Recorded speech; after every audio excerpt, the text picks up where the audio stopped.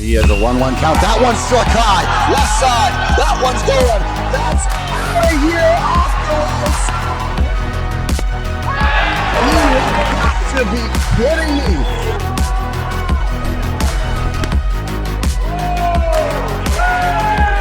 Fireworks. Here you go.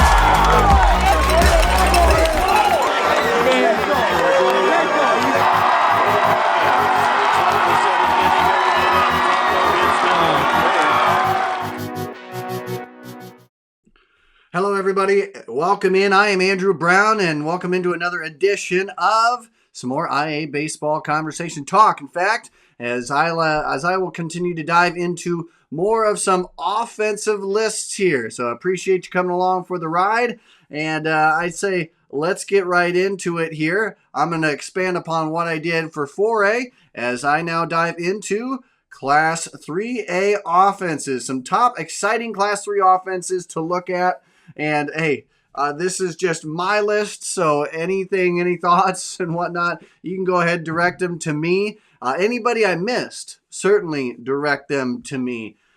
Honestly, this was one of the toughest, and I mean toughest, things to put together. This was really tough, especially since we're just a few weeks away from practice kicking up, right? So a lot of hype is around there. I'm getting all hyped, and I'm, obviously, there's a lot of great teams in there. So it was really, really hard to narrow down what I felt were 20 plus teams into a 10 spot ranking, and it's just tough. Now, again, can any one of these teams be flip-flopped here, there, and everywhere? Yes. Right? Again, that's what makes it so hard, because so many teams are deserving of a top 10 spot and beyond. So, hey, again, could we see a lot of these teams into the top 10? We absolutely could. But for now, let's go ahead and dive right into it here. And again, first practices are just a few weeks away. And with that, there's some new Rockfin content for you. New stuff to go out to check.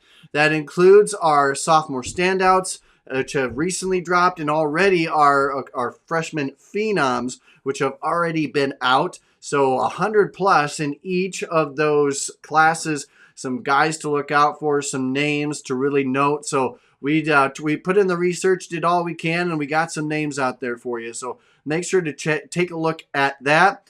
Plus, you can always check up on our team rankings as well. And plus, we'll have individual position rankings as we get ready to start the season and beyond. So make sure to continually look at that content on Rockfin, which if you subscribe, you get it whenever, wherever. We do release some stuff on YouTube and beyond. But if you do have a Rockfin account, you get that first, foremost, and you have the biggest access to all the great content that we have going on there for you. So make sure to check that out today. All right, so before we get into really the official top 10 of this list, I got to give some mentions out there and some shout outs to some teams who had some good offenses last year. And that did include teams like Charles City and Webster City. Those two in particular really had some solid years. And, they bring back some good guys, some key pieces. And I think what we're going to see out of those two teams is another big jump, and I guess a continuation from what they're doing.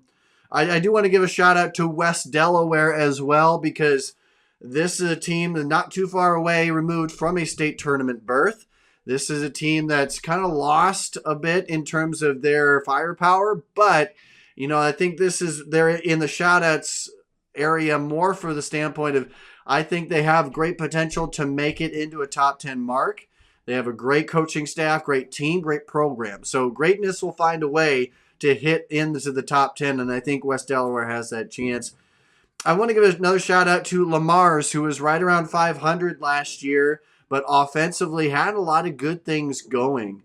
And I think that if they continue this, Lamar's is a strong team, and they do not reside in a conference that lets you be anything but strong, right? In the Missouri Conference, they take it a step further, right? So a lot of good things coming out for Lamar's. They're in a really tough conference there.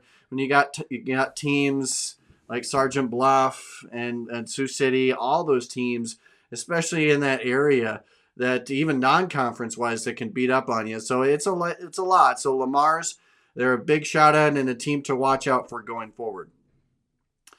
Now we move into some of my sleeper offenses here. Now I say sleeper offenses because these teams I feel aren't quite in the honorable mention or the top 10, but again, this is one of those you can swap out one for the other.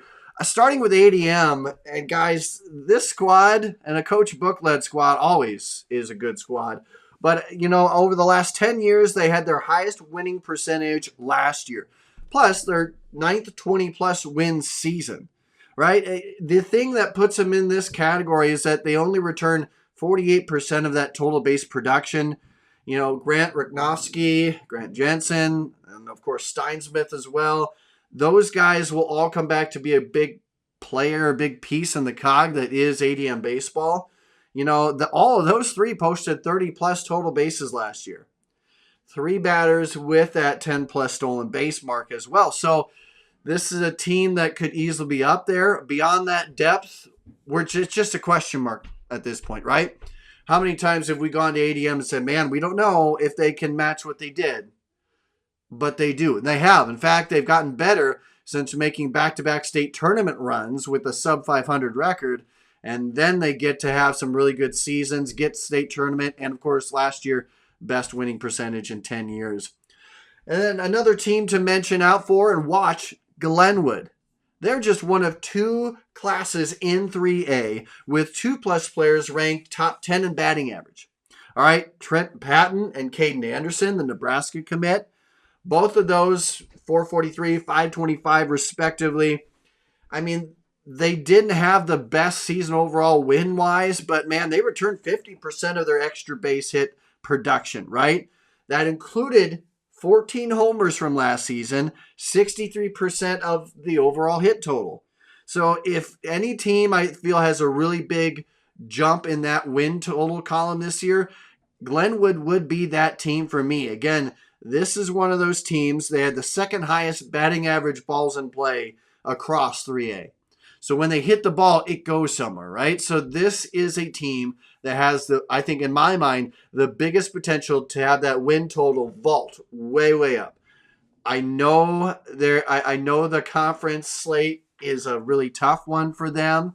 I get that, but in the end, the Hawkeye 10, you're not going to get anything less than that. So they know that. They know what they're looking at with that, and it's nothing new, right? So in the end, Glenwood is one of those teams that I would really look out for to have a big vault this year. Another team, Pella, the Dutch, right? And this is a team that last couple of years hasn't been where they would have liked for sure. But you know what? They've got some lineage, man. Isaiah Kettler, who already is one of the top, was one of the top underclassmen last year. 2 more years left for Pella. They're going to be dangerous with him. He is absolutely a stud. And then you go to guys like Carey and Sherm. Both have had ties to Central College. One with a relative currently as the head coach at Central. One whose father was the head coach at Central not too long ago. And now with CAA Advantage, Matthew Sherm, fantastic guy, shout out there. But all of those know the game as well as they play the game, I think. Kettler led all sophomores in doubles and of course 16 extra base hits, led all of 3A doubles as well, or 3A batters as well. But I also want to mention that it is very tough to not strike out in the Class 3A world. And Sherm, 1 strikeout. 1 strikeout across 100 at-bats. That's what we saw on Bound. And I certainly, anytime I got the chance to catch any of their games, I did not see him strike out. I know that's only a small sample size, but obviously the smallest sample size was him striking out. 1 strikeout recorded on there. So that is big. And those 3 guys, although there's a lot of new faces underneath, man, they are going to help vault them. And when you got experience like that with baseball minds like that, I just don't see how Pella is going to be anybody's, well, beyond right now, a sleeper, right? I think once you get into the season, Pella will start to prove that, yeah, they're here. The Little Hawkeye, the Little Hawkeye Conference will not be the same. And, we predicted them fourth, but I can easily see them being a top conference team here in 2024. Also moving on to Sadell, and man, this team I think will also make great strides.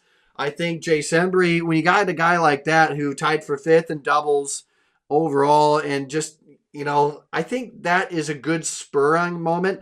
This is a team that, may not have had near the production they wanted last year, but they return over 50% of their hit totals. So what that tells me is it's more experience under their belts. And in high school, man, that goes a long way. So Sadell is a team, and again, so many guys that might see some new looks, but overall 50% returning, you got some experience there. So it's going to be a good mix, and I think Sadell is going to run the tables this year. Another team to look at here, not too far removed, in fact, just 2 years from a state tournament berth, Independence. 65% of their total hit production returns, and it does so from a team that took 21 wins out last year and 12 within the WAMAC. That is something to note, and that's something to really be impressed by. Last year was a little bit of a dip year comparatively from the eras of like the Marcus Beattys and Johnsons and all four. This was a little bit of a dip, but in the end, it wasn't a schedule that was necessarily easy by any means. So Independence had a really tough road, and I don't blame them for any one of their losses by any stretch of the imagination, because in the end, they had a top 15 schedule in 3A. So there's nothing to knock on for them. And then, of course, lastly, Grinnell. This team, led by all-state selection Brody Kaufman, is going to be a team that is going to run the tables. And I say that specifically because you don't see too many teams moving to a new conference that will have as great of an impact as I feel Grinnell will have. I do not think that they'll be one of the bottom teams. I think they're going to be a team that really fights and scraps. And in the end, Kaufman, who was, again, fifth in total bases among 3A sophomores last year, will make this a sleeper team for sure. Again, they had a strong season last year. Obviously, didn't end near the way that anybody wanted it to in Grinnell, but this is one of the teams that has just one of three Class 3A teams with two players listed as sophomores with 35 plus hits, right?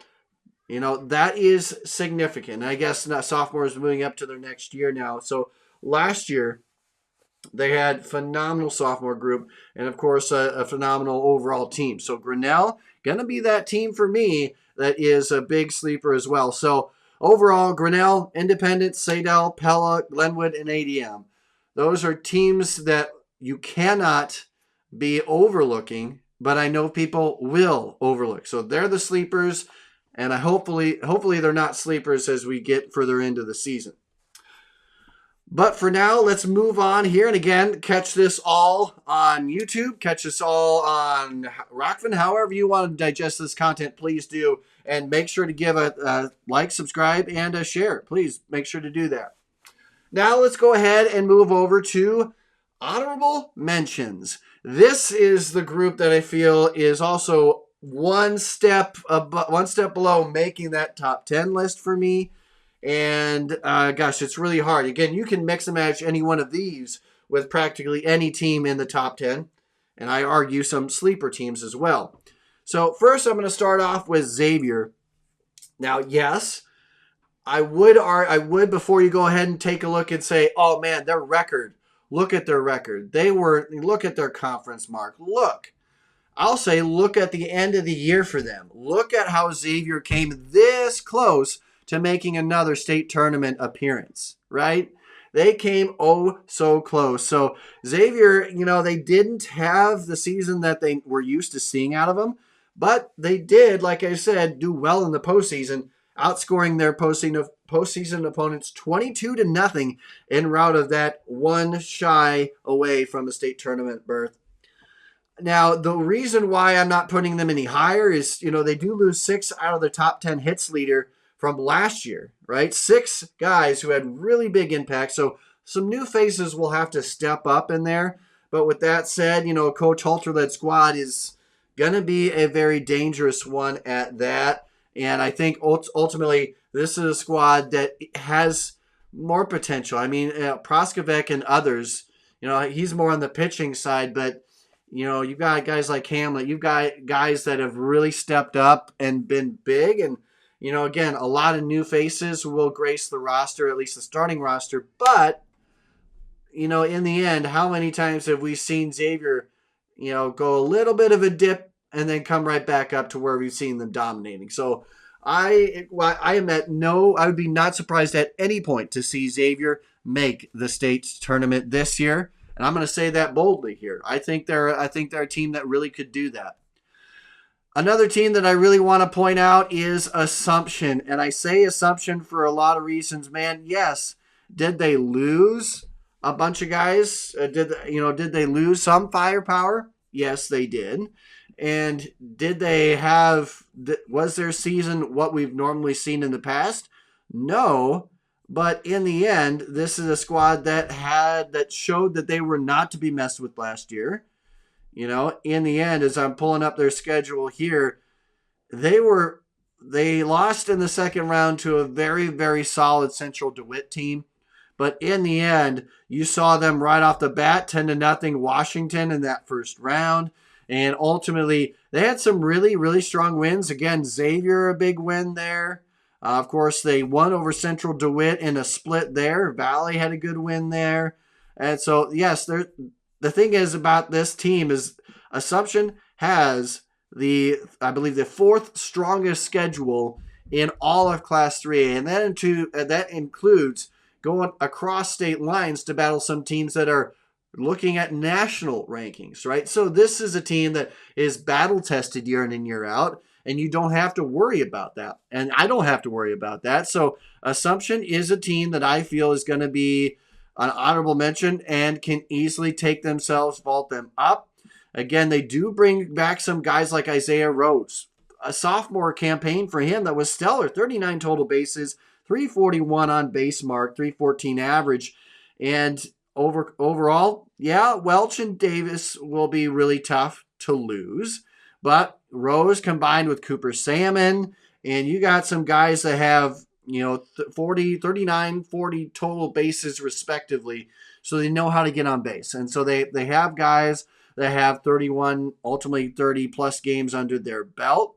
Now, returning, man, then you start to get a little dip in there. I mean, Gus Stevens is another guy, a junior from last year. Ben Yagi, 24 games. So you're starting to dip a little bit less than that 30-game mark, which is what we've seen from a lot of Assumption teams in the past. And that's one of the reasons why they are not currently in the top 10. It's just a lot of question marks, right? And I think that's the theme you'll get from a lot of these teams is question mark city.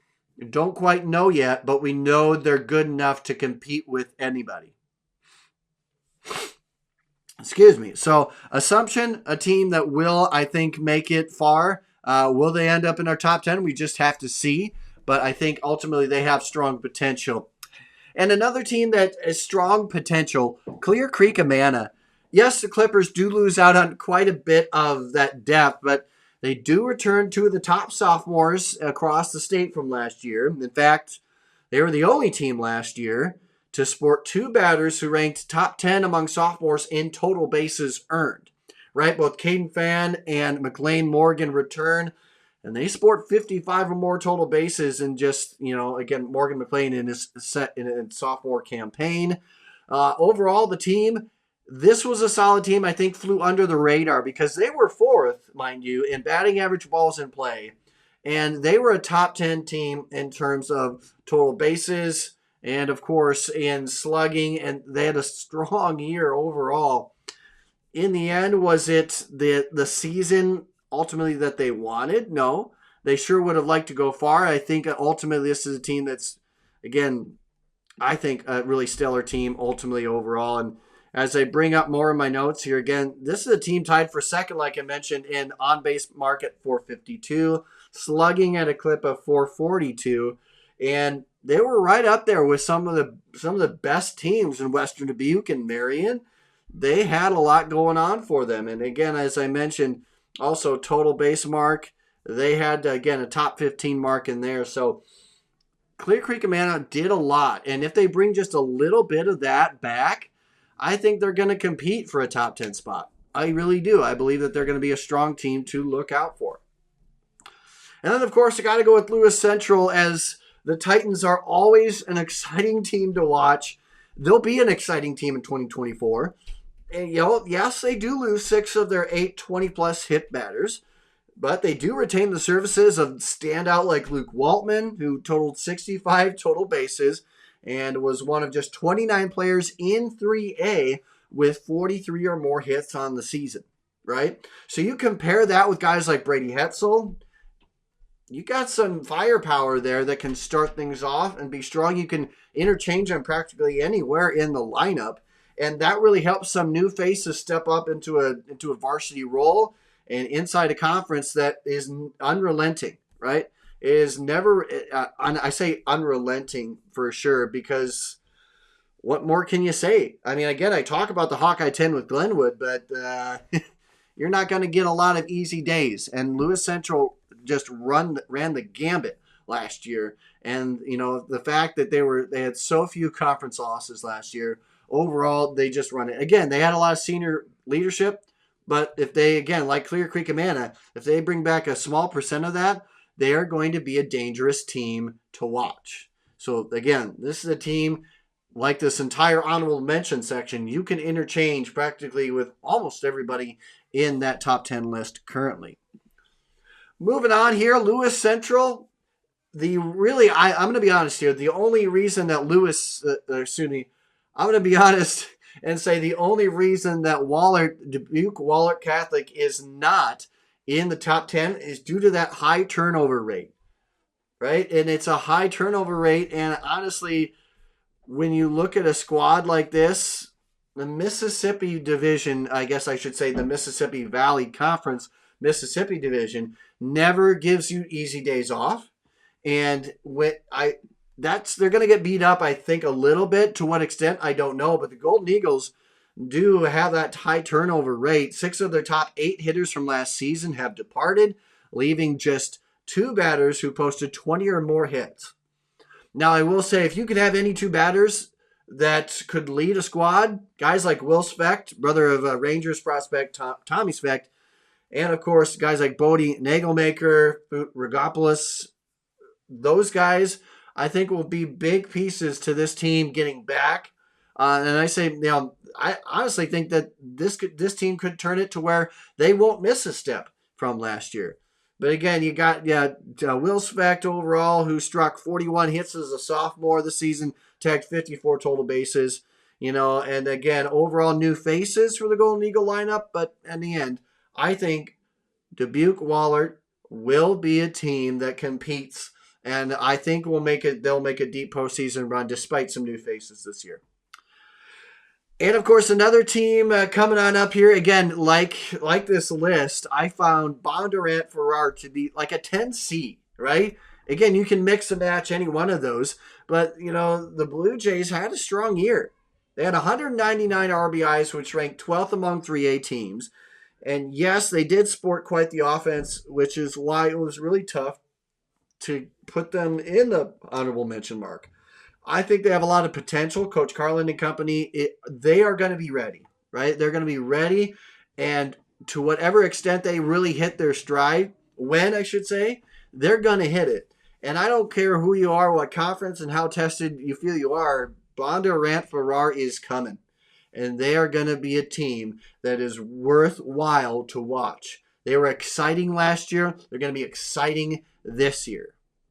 So again, that is my list of honorable mentions here. Again, from Clear Creek Amana, Dubuque Wahlert, Lewis Central, Assumption, Xavier, and of course Bondurant Farrar.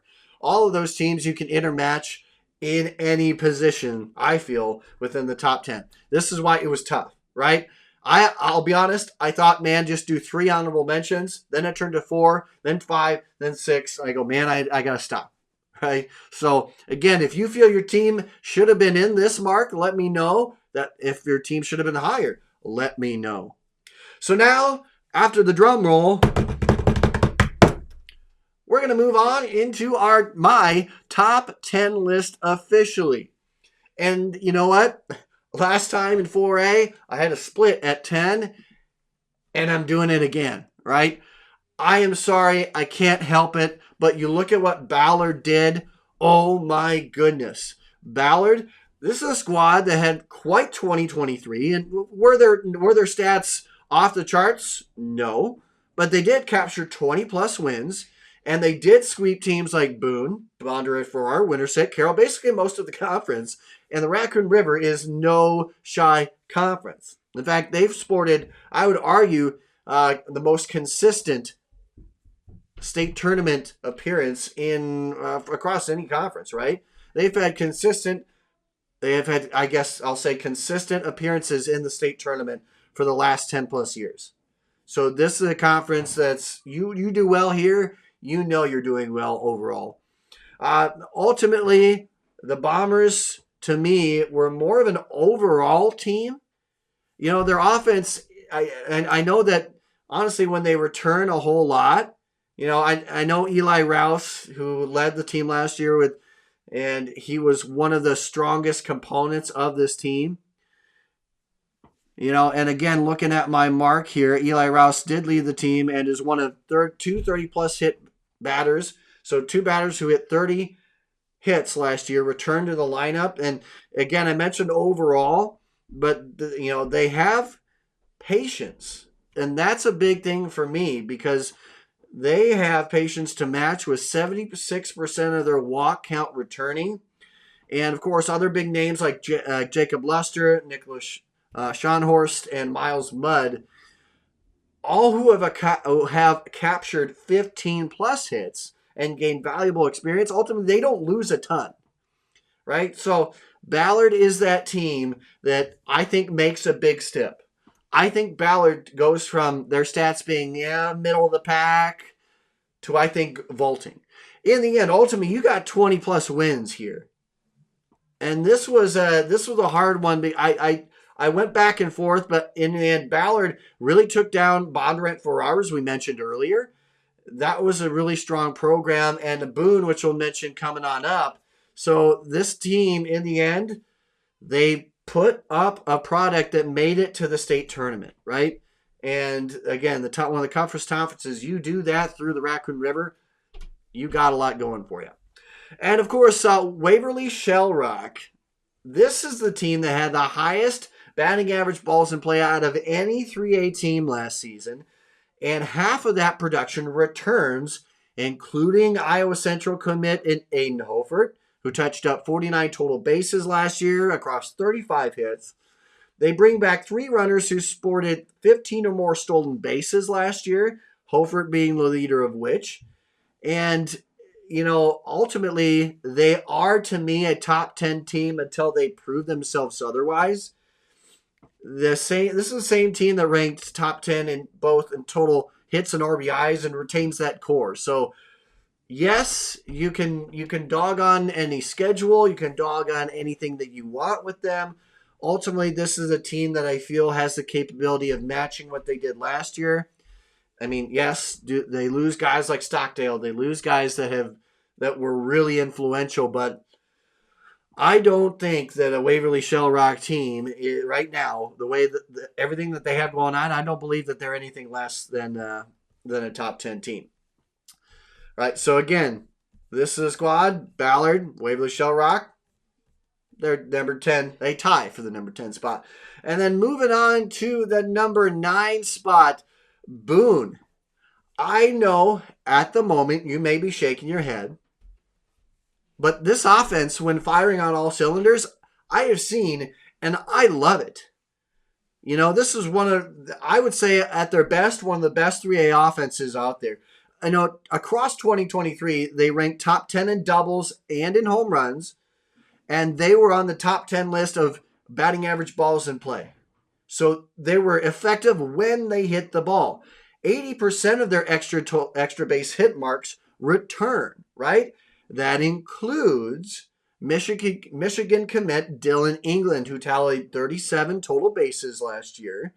He was one of 4 Toreadors returning with 25 or more from the 2023 campaign. That's without mentioning guys like Lucas Moore, who I've been high on for a while now, guys. If I mentioned his name, I'll mention him again. He paced all 3A sophomores with 71 total bases last year, 15th in the class. What more could you want? I don't know. I don't know. He gave it all, man, and I loved watching him play. He was also the only, as I have here, Moore was also the only 3A sophomore to sport 10 plus doubles and 4 or more triples and home runs. So 4 plus triples and home runs plus 10 plus doubles. Only sophomore to do that, right? I know that's diving deep into some numbers here, but in the end, all those guys are what make this team very capable of really running the table. From maybe it's just being the sophomore guys, but sophomores, some sophomore guys, some juniors just need to step up. But ultimately, their record did not indicate how strong Boone truly was. And I will say that you cannot sleep on Boone. And I know that their numbers, I know that they got beat up in conference a little bit, but the offense, I've seen it. And I'm just looking at the offense here, guys. I'm not looking at anything else. The offense for me, Boone has to be it, right? They outscored their postseason opponents 31-14 last year. They ran it up, and they ran into, unfortunately, a really good pitcher known as Joe Goodhue for Carlisle. Excuse me. And that is why they fell just a little bit short. But overall, that was a game not indicative of how strong their offense is. So for me, Boone is a top 10 offense. You can debate me on that, but this team showed a lot of capabilities, and they're number 9 on my list. Moving on along here, a team that had kind of an upsetting postseason run, and that was Bishop Heelan. And I say that because their offense was fairly strong. Excuse me. This is a team that I also couldn't let out. This is a team that has been on the rise as of late and pretty well. And from a team that was rather patient at the plate, again suffering the, I believe, 15th fewest strikeouts as a team, they averaged nearly 6 runs per game. And they return practically the same lineup. 85% of their hit total returns. And when you look at that again, 4 out of Heelan's top 5 batters with 20 or more hits return. Okay? That's 81% of their stolen base count as well, with most of those guys in there. And let's be honest, they're probably one of the hungriest teams last year because they did not show up in their postseason loss last year the way that we know Bishop Heelan to do. Bishop Heelan has a lot to prove, but you got guys like I would commit Jaron Bleeker, and of course Raiden Erickson last year from behind the dish, Brady Baker. I mean, this is a core group that has a lot to prove, and they will do so. Again, conference-wise, that's going to certainly be a tough one for them, tough slate, but the Missouri River, as I mentioned already, which again, shout out to Missouri River once more, they will provide a good test for Bishop Heelan to hit the postseason. And I do believe Bishop Heelan will make a deep run into the postseason. And that is why they are number 8 on my offensive list. Again, that says pitching staffs. I'm sorry I didn't change that. But ultimately, we move on here and we go to a team that was known for their pitching staffs. I say we saw Joe Husak for Illinois State light up the collegiate scene recently. Now, I will say that the conversation has, and rightfully deserving of, has turned towards North Polk's pitching. But I will say, hey, let's take a look at the offense just a bit here, right? Because this team did what it took. Understandably, the pitching stole the show, but they did outscore their postseason opponents 40-13 last year, right? They had big offensive marks from Reese Rogge, Isaac Zosky, Braden Foster. They have firepower coming back, man, and I love it. Plus, this is a team that really took its time at the plate, striking out the 11th fewest of any 3A team out there. Were their numbers astronomical? No. But now they have a little bit more experience, and they know they have state title game taste still in their mouth. They know what that's like, and they're not just looking to run the gambit in the postseason. They're looking for a title. And I think this is a year where their bats match or at least get close to their pitching.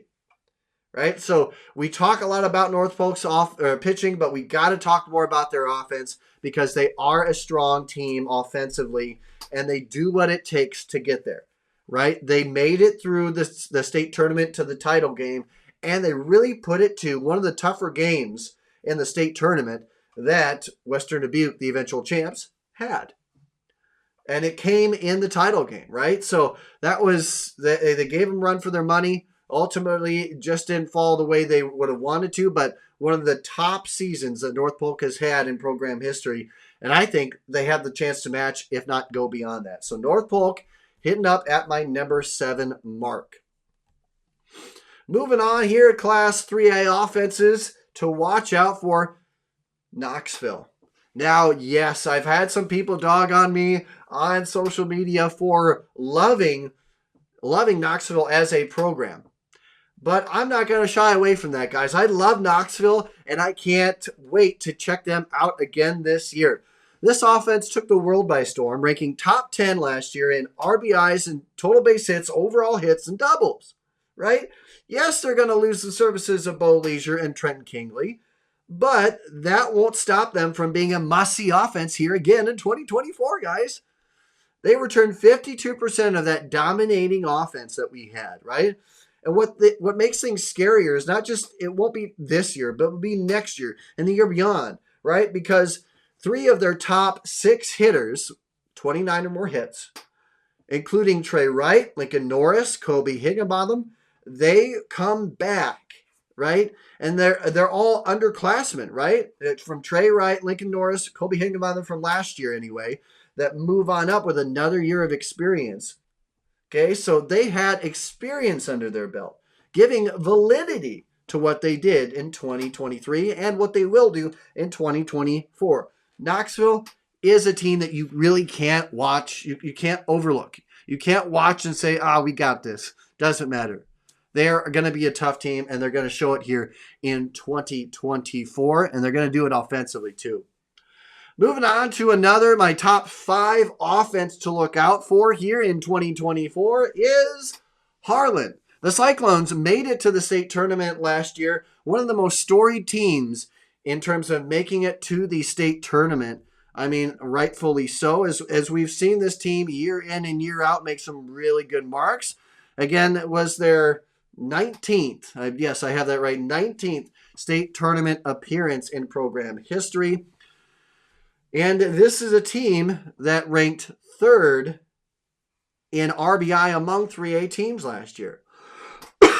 And from that team, they also ranked 5th in total bases last season. Now, 5 batters returned with 20 or more hits from last season. Now, with the potential return of guys like Cade Sears, who rested, and I'll point this out, guys. Cade Sears rested as one of 1.9% of 3A batters to sport 60-plus total bases and average north of 400 on their batting average. He comes back along with 80% of that total base mark, guys. You have a big mark in Cade Sears should he return back, and then 80% of that total, and that will account for 8 of 9 batters with 20-plus hits.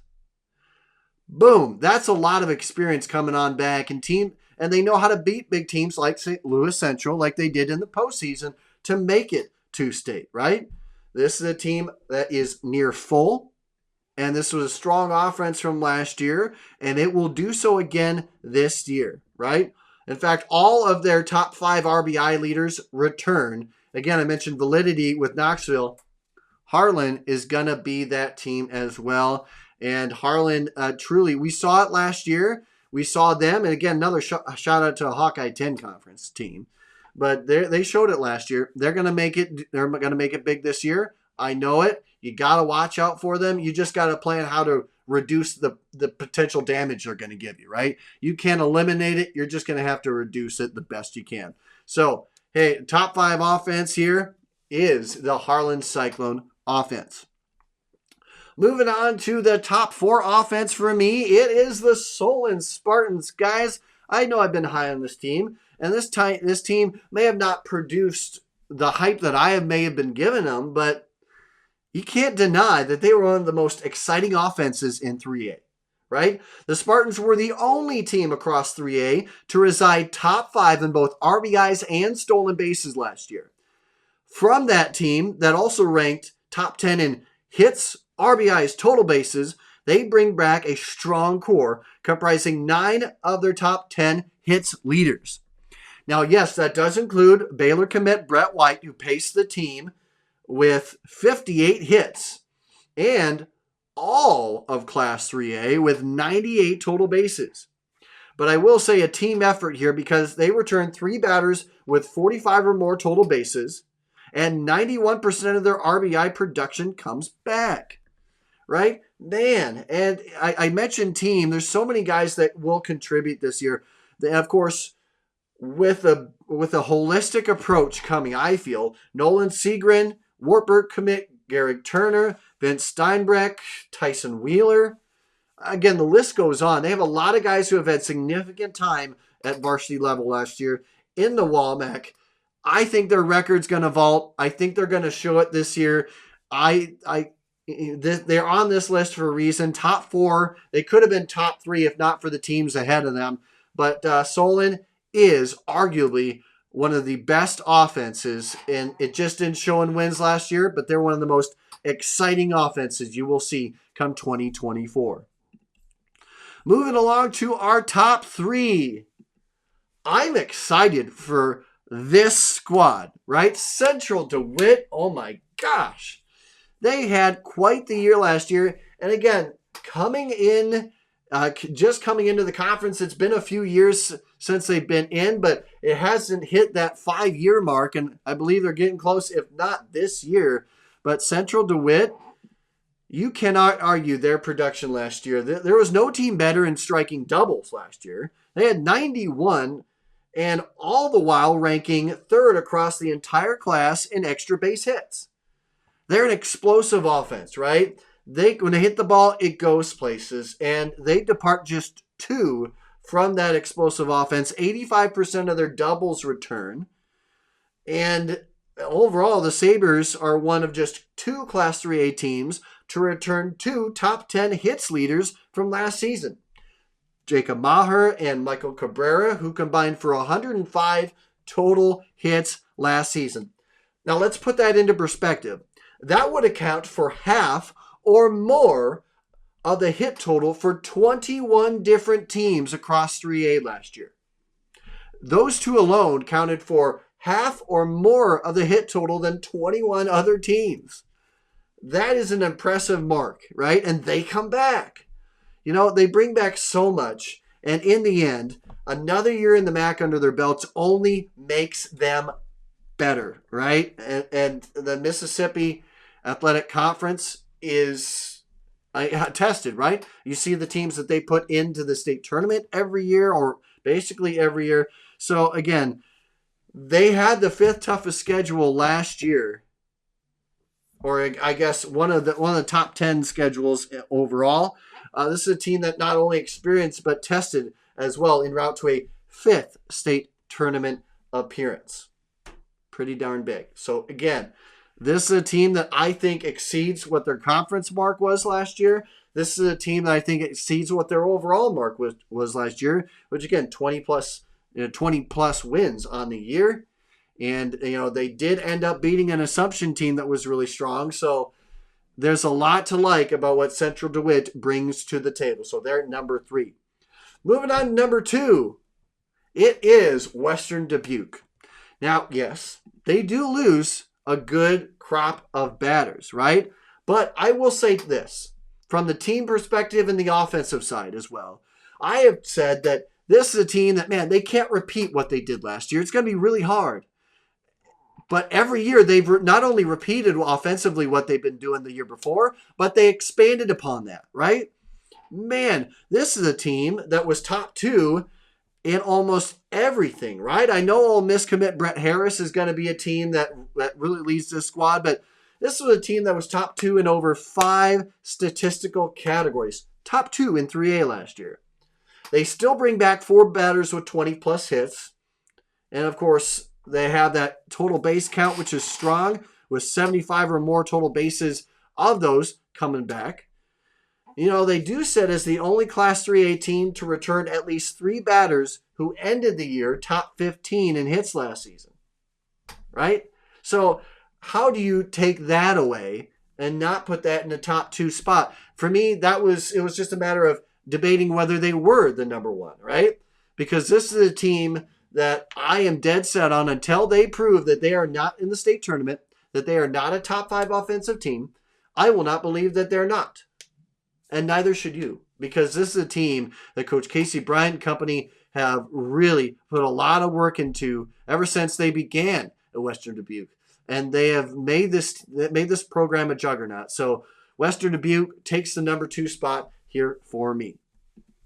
All right, so now let's move on here to the number 1 spot, and that would be Marion. Yes, they took our number 1 pitching staff role from Cade, but they're on my list as the top offense as well.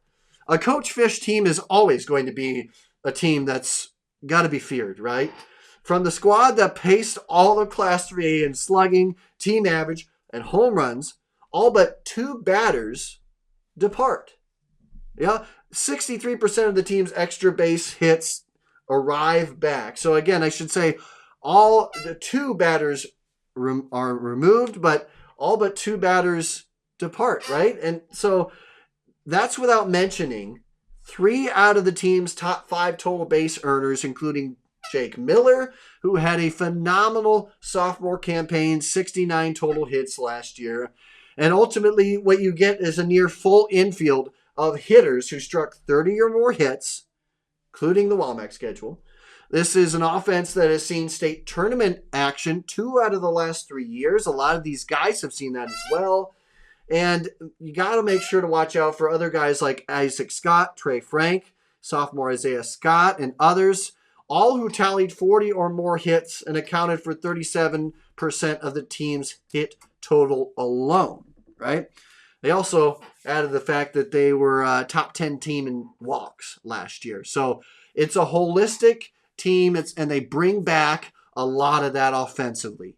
So it's hard for me. I debated it. I went, man, Central DeWitt, Western Dubuque, Marion, but Marion's been tested in too many big games, and they bring back a lot of that tested caliber offense, and it's hard to not put them as number 1. So there you go. There is my number 1 team offensively, most exciting offensive team to watch in 3A. So again, running down the gambit here of that mark here. A lot of teams in play, but we'll start again. Waverly Shell Rock Ballard at 10. And then moving on to Boone at number 9. Bishop Heelan takes the number 8 spot, followed by North Polk at 7. Knoxville at 6. And of course, Harlan at 5. Solon at number 4. We have Central DeWitt at number 3. Number 2 being Western Dubuque, and number 1 being Marion. So appreciate it, guys. Thanks for tuning in and making this a part of your day.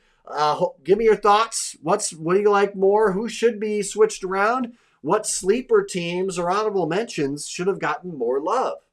Or did I miss a team completely? So let me know. Hit me up in the comments on YouTube and anywhere you can. And until we see each other next time, stay safe, folks.